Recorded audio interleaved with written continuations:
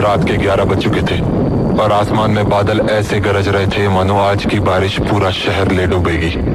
उस रात विजय को ऑफिस से निकलने में देरी हो गई थी और मौसम देखकर उसे अंदाजा हो चुका था कि बारिश बहुत तेज होने वाली थी।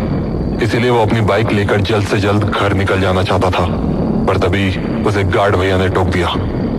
अरे विजय जी, इतनी रात गए कहाँ जा रहे हैं आप? कहाँ जाऊंगा भैया, इस वक्त अपने घर जा रहा हूँ। पर विजय जी, आप ही निकलना ठीक नहीं होगा। अरे कोई बात नहीं भैया, रेनकोट है ना, नहीं भीगूंगा। विजय जी, मैं बारिश की बात नहीं कर रहा। हाँ, क्या मतलब? आज अमावस की रात है।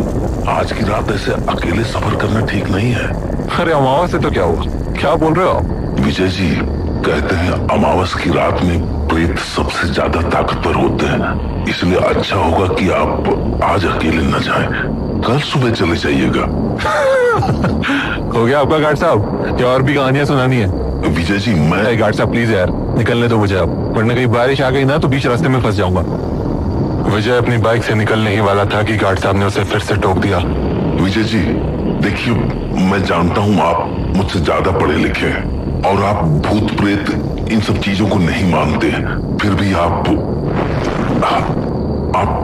इसे रख लीजिए। ये क्या है? हनुमान जी का लॉकेट है विजय जी, ये आज रात आपकी रक्षा करेगा। अरे गार्ड साहब, मुझे कुछ नहीं होगा, और मैंने कहा ना मैं इन सब में। इसको आप अपने पास रख लीजिए, हमारा मन रखने के लिए ही सही, पर बस आप रख लीजिए इसको। आप भी ना गार्ड साहब, लाइए। खुश? चलो अब मैं, बाय, गुड नाइट। इतना कहकर विजय बाइक लेकर वहां से निकल गया। हे बजरंगबली, विजय जी की रक्षा करना। बारिश शुरू हो चुकी थी और विजय अपनी बाइक तेज रफ्तार से भगाया जा रहा था, पर आज उसे अपने घर का रास्ता कुछ ज्यादा ही लंबा लग रहा था। वो तेज बारिश में बचता बचाता आधे रास्ते तक तो पहुंच गया, पर बाकी का रास्ता तय करने की उसकी हिम्मत नहीं बची थी।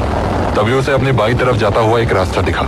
वो रास्ता दरअसल एक शॉर्टकट था। विजय उस शॉर्टकट के बारे में जानता तो था, पर वो कभी भी उस रास्ते से अपने घर नहीं गया था, क्योंकि वो रास्ता बेहद खराब था और तो और हर तरफ हमेशा एक अजीब सी खामोशी छाई रहती थी। पर आज विजय के पास कोई दूसरा चारा नहीं बचा था, इसीलिए उसने अपनी बाइक उसी कच्चे रास्ते की तरफ मोड़ ली। तेज बारिश के कारण आज वो रास्ता और भी खराब हो चुका था, पर विजय फिर भी धीरे धीरे उस रास्ते को पार किए जा रहा था। लेकिन कुछ ही देर बाद मौसम ने दोबारा करवट बदली। बारिश और हवाओं की रफ्तार इतनी ज्यादा तेज हो गई कि बाइक का आगे बढ़ना भी मुश्किल हो रहा था। तो विजय आसपास के घरों में बारिश से बचने की जगह ढूंढने लगा, पर उसे आसपास जो भी टूटे फूटे घर दिख रहे थे उनमें से किसी की भी छत नहीं थी, मानो एक साथ गांव के सभी घरों की छत गिर गई हो। विजय को यह बात अजीब तो लगी, पर उसने इस पर ध्यान नहीं दिया और दोबारा दूसरे घरों की ओर देखने लगा। तभी उसे अपनी दाईं ओर पर एक घर दिखा, जो देखने में तो बहुत पुराना था, पर उसके ऊपर एक छत जरूर थी। तो विजय ने अपनी बाइक वहीं खड़ी कर दी और उस घर के अंदर जाकर खड़ा हो गया। वो अपने सामने होती हुई उस तूफानी बारिश को एक टक देखने लगा। सामने का नजारा देखकर उसे समझ आ गया था कि बारिश अगले 2-3 घंटे तक रुकने नहीं वाली थी, इसीलिए वो वहां खड़ा होकर फोन चलाने लगा। पर कुछ ही देर में उसके फोन की बैटरी ने भी दम तोड़ दिया और हताश होकर विजय को फोन वापस अपनी जेब में रखना पड़ा। वो वहां खड़ा अपनी किस्मत को कोस ही रहा था कि तभी उसे अपने पीछे से एक दरवाजे के खुलने की आवाज आई। पलट कर देखा तो दरवाजे पर सफेद कुर्ता पजामा पहने एक बूढ़ा आदमी खड़ा था। उस आदमी को देखकर विजय डरने के साथ साथ चौंक भी गया था। उसे यकीन ही नहीं हो रहा था कि वहां कोई रहता भी था। तभी वो बूढ़ा आदमी बोला, बेटा अंदर आ जाओ, बारिश बहुत तेज हो रही है, भीग जाओगे।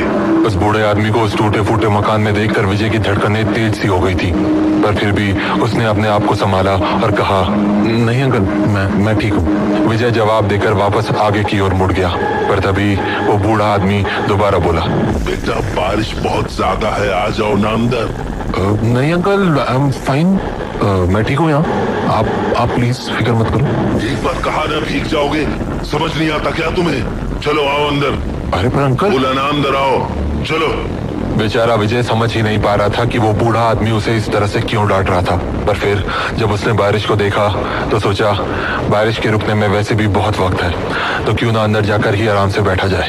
तो उसने मुस्कुराकर बोला, ठीक है अंकल, मैं चलता हूँ अंदर। तो विजय उस आदमी के पीछे पीछे अंदर के कमरे में चला गया, पर वो बूढ़ा आदमी अब भी गुस्से में था। वो पलटकर विजय को दोबारा से डांटने लगा, तुम्हें पता है मैं कब से तुम्हारा इंतजार कर रहा था? हाँ? क्या? यहाँ तुम्हारी बच्ची कब से पापा पापा कर रही है और तुम्हें होश ही नहीं है? हाँ ये कोई टाइम है घर आने का? अंकल, आप ये क्या बोल रहे हो? और शायद आपको कोई गलतफहमी हुई है। मैं वो नहीं हूँ जो आप सोच रहे हो। और अंकल, वैसे भी मैं बाहर ही ठीक था, सो प्लीज मुझे बाहर ही खड़े रहने दीजिए। बारिश खत्म होते ही मैं चला जाऊंगा। अरे बेटा, गुस्सा मत करो। मैंने तुम्हें अंदर इसलिए थोड़ी बुलाया था कि तुम बाहर चले जाओ। अच्छा, पीछे देखो, देखो तुम्हारे पीछे कौन है। जैसे ही विजय पलटा, उसे अपने सामने एक छोटी सी बच्ची दिखी जिसके हाथों में एक गुड़िया थी और वो विजय को एक टक देखे जा रही थी। इससे पहले विजय कुछ बोलता, उसने कहा, पापा, आप इतने देर से क्यों आए? जाओ, मैं आपसे बात नहीं करूंगी। उस बच्ची के मुंह से पापा सुनकर तो विजय का दिमाग घूम गया था। उसे समझ ही नहीं आ रहा था कि ये सब हो क्या रहा था। वो ये सब सोच ही रहा था कि वो बूढ़ा आदमी विजय के बेहद करीब आकर बोला, अपनी बेटी की बात का जवाब तो दे दो, क्या हुआ है तुम्हें? उस बूढ़े आदमी की बात सुनते ही विजय झुंझला कर बोला, अरे क्या बेटी बेटी लगा रखा है आपने? मैंने अपनी पूरी जिंदगी में ना तो आपको कभी देखा है ना इस बच्ची को। प्लीज ये फालतू बातें मेरे साथ मत कीजिए और मुझे जाने दीजिए। विजय ने इतना कहा ही था कि कमरे का दरवाजा जोर से बंद हो गया। और तो और वो बच्ची भी अब वहां नहीं खड़ी थी। पर इससे पहले विजय कुछ सोच पाता, उसे उस बूढ़े आदमी की आवाज दोबारा से आई और इस बार आवाज बहुत ज्यादा भयानक थी। तुमने ये अच्छा नहीं किया, बिल्कुल अच्छा नहीं किया, बिल्कुल। अपनी बेटी के साथ तुम्हें ऐसा नहीं करना चाहिए था। डर के मारे जब विजय उस बूढ़े आदमी की तरफ मुड़ा तो सामने का नजारा देखकर उसके होश उड़ गए। वो बूढ़ा आदमी तो उसके सामने ही खड़ा था, पर वो बच्ची उसके ठीक पीछे छत की कड़ी से किसी लाश की तरह झूल रही थी। विजय ये देखते ही समझ गया कि उसका सामना किसी ऐसी चीज से हो चुका था जो इंसानी दुनिया के तो बिल्कुल भी नहीं थे।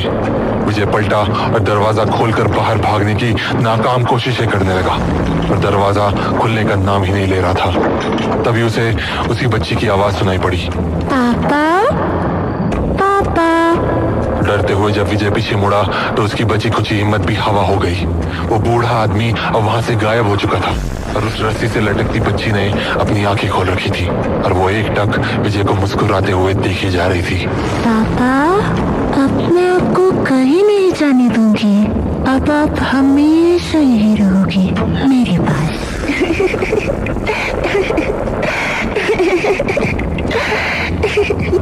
विजय के दिमाग ने अब काम करना बंद कर दिया था।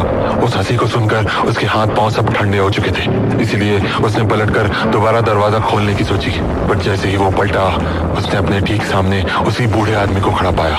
पर इस बार शायद वो अपने असली रूप में आ गया था। उसके पूरे शरीर पर खून के धब्बों के निशान थे और उसके पेट से उसकी आंतें बाहर आ रही थी। तभी वो बोला, अब तुम हमेशा यही रहोगे हमारे साथ।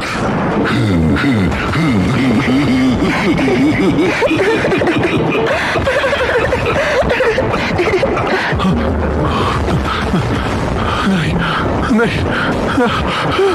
विजय की आंखें अब भारी होने लगी थी। वो समझ चुका था कि अब उसका बचना नामुमकिन था। पर जैसे ही उसके सामने खड़े बूढ़े आदमी ने अपने हाथ से विजय को पकड़ना चाहा, एक तेज बिजली की आवाज हुई और विजय की आंखों के सामने अंधेरा छा गया। विजय की जब आंख खुली तो उसने देखा कि वो जमीन पर गिरा हुआ था और बारिश बंद होने के साथ साथ सुबह भी हो चुकी थी। उसे समझ नहीं आया कि भला वो घर कहाँ गायब हो गया जिसके अंदर उसने उस बूढ़े आदमी और छोटी बच्ची को देखा था। और तो और उसे ठीक से याद भी नहीं था कि कल रात उसके साथ आखिर हुआ क्या था। तभी उसे अपने पास जमीन पर गिरा हुआ हनुमान जी का लॉकेट दिखा, वही लॉकेट जो उसे गार्ड भैया ने दिया था। उस लॉकेट को देखने के बाद विजय के सामने सब कुछ साफ हो गया। वो समझ गया कि पिछली रात उसका सामना प्रेतों से हुआ था और वो उनसे इसलिए बचकर निकल पाया क्योंकि उसके पास हनुमान जी का ये लॉकेट था। उसने उस लॉकेट को माथे से लगाया और अपनी जेब में रखकर वहां से निकल गया।